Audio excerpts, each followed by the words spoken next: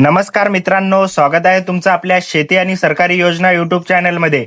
मित्रांनो, महाराष्ट्रातील संजय गांधी निराधार अनुदान योजना, तसेच दिव्यांग अनुदान योजना, श्रावणबाळ योजना, विधवा पेन्शन योजना, वृद्धापकाळ योजना या सर्व योजनांचे लाभार्थी असाल तर आजचा व्हिडिओ तुमच्यासाठी अतिशय महत्त्वाचा आहे। कारण पुढील हप्ते नियमित मिळवण्यासाठी काही आवश्यक कागदपत्रे वेळेत जमा करणे बंधनकारक आहे। संपूर्ण माहिती जाणून घेण्यासाठी व्हिडिओ शेवटपर्यंत नक्की पहा, जेणेकरून तुम्हाला संपूर्ण माहिती मिळेल। व्हिडिओ सुरू करण्यापूर्वी तुम्ही जर या चॅनलवर पहिल्यांदाच आला असाल तर अशा संजय गांधी निराधार योजनेच्या अपडेटसाठी आपल्या शेती आणि सरकारी योजना युट्यूब चॅनलला नक्की सबस्क्राईब करा। चला तर व्हिडिओला सुरुवात करूया। मित्रांनो, इथे मी एक गोष्ट अगदी स्पष्ट सांगतो, जर ठरलेल्या वेळेत तुम्ही आवश्यक कागदपत्रे जमा केली नाहीत तर संजय गांधी निराधार योजनेचा पुढील हप्ता तुम्हाला मिळणार नाही। म्हणजे काय तर आतापर्यंत जे पैसे नियमित येत होते ते पैसे सरळ बंद केले जाऊ शकतात। आणि ही माहिती कोणाच्या तोंडी अफवाची नाही, तर तहसील कार्यालयातून अधिकृत पत्र काढून लाभार्थ्यांना कळवण्यात आलेली आहे। या पत्रामध्ये स्पष्ट लिहिलं आहे की कागदपत्रे वेळेत जमा केली नाहीत तर आर्थिक सहाय्य थांबवण्यात येईल। म्हणून मित्रांनो, हा मुद्दा हलक्यात घेऊ नका, कारण याचा थेट परिणाम तुमच्या हप्त्यावर होणार आहे। मित्रांनो, आता सगळ्यात महत्त्वाचा प्रश्न येतो, कोणती कागदपत्रे जमा करायची आहेत। मी एक एक करून अगदी सोप्या भाषेत सांगतो, लक्ष देऊन ऐका। सर्वात आधी लागणार आहे ग्रामसेवकाकडून मिळणारे हयात प्रमाणपत्र, म्हणजे तुम्ही सध्या जिवंत आहात याचा दाखला। जर हयात प्रमाणपत्र नसेल तर पुणे जिल्हा मध्यवर्ती सहकारी बँकेचा अहवाल सुद्धा चालणार आहे। याशिवाय खालील कागदपत्रांची झेरॉक्स कॉपी लागणार आहे: आधार कार्ड, बँकेचे पासबुक, रेशन कार्ड, आणि जर तुम्ही दिव्यांग लाभार्थी असाल आणि UDID कार्ड असेल तर तेही जमा करायचं आहे। मित्रांनो, ही सर्व कागदपत्रे 31 जानेवारी 2026 पूर्वीच जमा करणे बंधनकारक आहे। जर ही तारीख चुकली तर पुढील हप्ता मिळवण्यात अडचण येऊ शकते, म्हणून हा मुद्दा लक्षात ठेवा। मित्रांनो, इथे एक खूप महत्त्वाची गोष्ट समजून घ्या, कारण बऱ्याच लोकांचा इथेच गोंधळ होतो।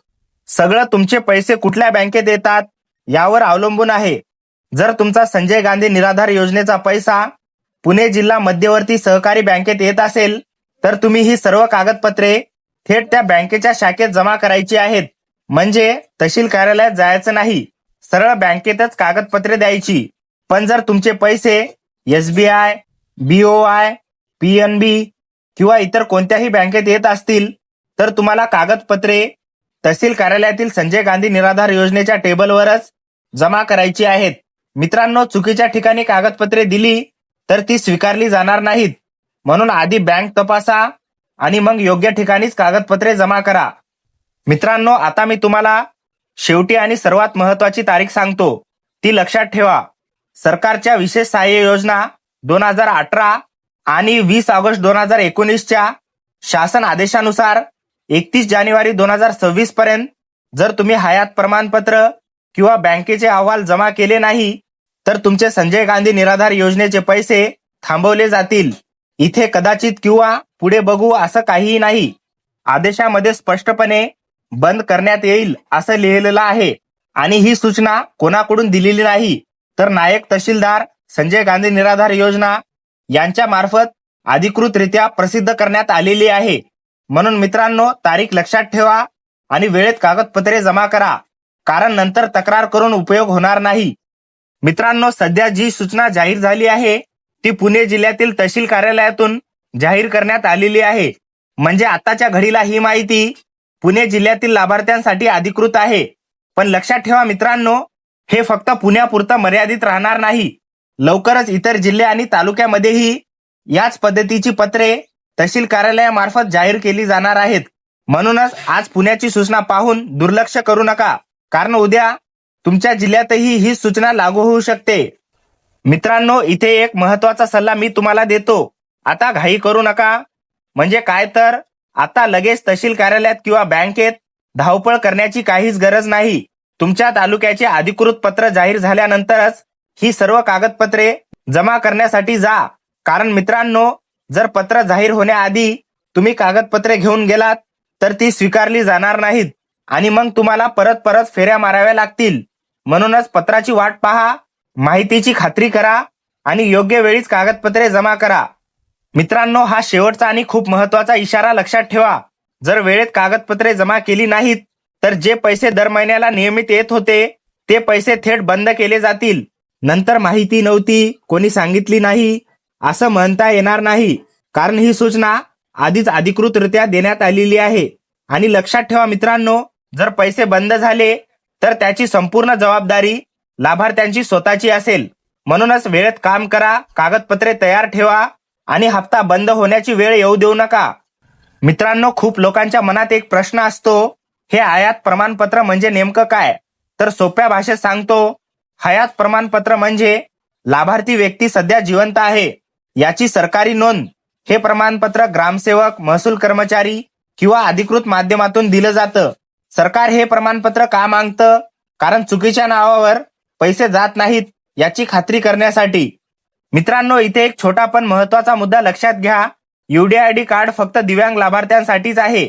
जर तुम्ही संजय गांधी निराधार योजनेसोबत दिव्यांग अनुदान योजना घेत असाल आणि तुमच्याकडे UDID कार्ड असेल तर ते नक्की जमा करा. पण UDID कार्ड नसेल तर घाबरण्याची काहीच गरज नाही. इतर कागदपत्रे अनिवार्य आहेत. मित्रांनो, अनेक वेळा कागदपत्रे असूनही ती रिजेक्ट केली जातात. कारण काय? झेरॉक्स नीट नसते. म्हणून लक्षात ठेवा, झेरॉक्स स्वच्छ आणि पूर्ण असावी. आधार नंबर, नाव स्पष्ट दिसायला हवं. पासबुकमध्ये नाव, खाते क्रमांक दिसायला हवं. अर्धवट फाटलेली किंवा अस्पष्ट झेरॉक्स स्वीकारली जात नाही. मित्रांनो, कागदपत्रे जमा केल्यानंतर एक खूप महत्वाचं काम नक्की करा. तुम्ही दिलेल्या कागदपत्रांची नोंद झाली का ते तपासा. शक्य असल्यास पावती घ्या किंवा रजिस्टरमध्ये नाव नोंद आहे का ते पहा. कारण उद्या जर पैसे थांबले तर मी कागदपत्रे दिली होती हे सांगण्यासाठी पुरावा लागतो. मित्रांनो, अनेक जण विचारतात, पैसे एकदा बंद झाले तर परत मिळतात का? तर लक्षात ठेवा, पैसे बंद झाले तर परत सुरू करायला खूप वेळ लागतो. तहसील चौकशी, कागदपत्रे, पुन्हा प्रक्रिया हे सगळं करावं लागतं. म्हणून आधीच कागदपत्रे वेळेत देणं हा सगळ्यात सोपा आणि सुरक्षित मार्ग आहे. मित्रांनो, आजकाल व्हॉट्सअपवर खूप अफवा पसरतात.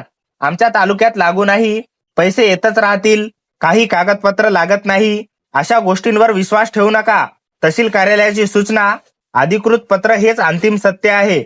म्हणूनच योग्य माहिती घ्या आणि चुकीच्या सल्ल्यांमुळे तुमचा हप्ता गमावू नका. मित्रांनो, ही माहिती अतिशय महत्वाची असल्यामुळे हा व्हिडिओ प्रत्येक लाभार्थ्यांपर्यंत पोहोचवणं खूप गरजेचं आहे. म्हणून व्हिडिओला लाईक करा, आमच्या चॅनलला सबस्क्राईब करा आणि बेल आयकॉनला दाबायला विसरू नका. यामुळे तुमच्या तालुक्याचं पत्र जाहीर होताच सर्वात आधी अपडेट तुम्हालाच मिळेल.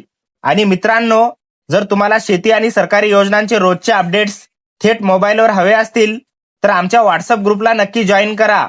व्हॉट्सअप ग्रुपची लिंक व्हिडिओच्या डिस्क्रिप्शन बॉक्समध्ये दिलेली आहे. त्या लिंकवर क्लिक करा आणि आमच्या व्हॉट्सअप ग्रुपमध्ये सामील व्हा. पुन्हा भेटूया पुढील महत्त्वाच्या अपडेटसह. तोपर्यंत धन्यवाद. जय हिंद, जय महाराष्ट्र.